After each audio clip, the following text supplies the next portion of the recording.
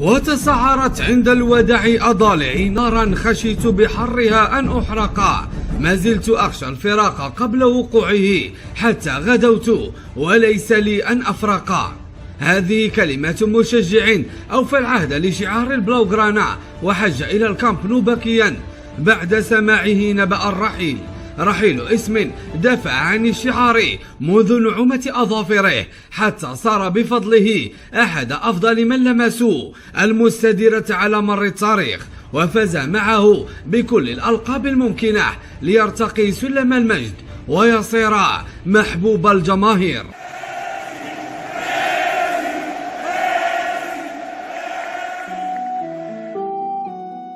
سأسأل عنك جدران المدينة وخرابها بعد رحيلك، سأسأل مدرجات ملعب الكامب نو وصخبها في وجودك، وأقول كان العمر أقصر في أمانيه عندما كان صدرك موشحا بشعار برشلونة.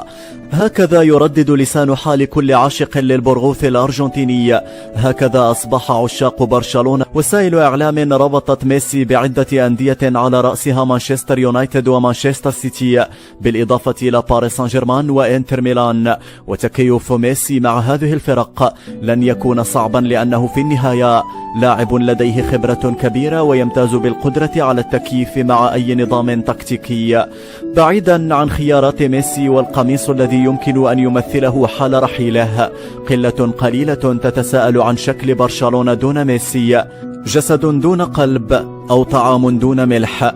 بين المكاسب والمآخذ التي تلي رحيله، اعتبرته صحف إسبانية خسارة كبيرة على المستوى الفني والدعائي للنادي. ميسي إرث كروي في تاريخ برشلونة، فمع ليو استطاع برشلونة التعادل بالمواجهات المباشرة مع ريال مدريد، ومع ليو نجح الفريق بحصد 4 بطولات أوروبية.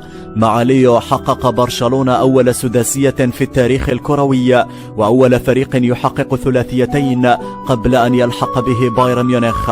مع ليو أصبح هداف الكلاسيكو وهداف الليغا التاريخي مسجلا باسم برشلونة. ميسي قفز ببرشلونة من حيث الدخل المادي والقيمة التسويقية، وشعبية برشلونة قبل وبعد ميسي لا تحتاج دعما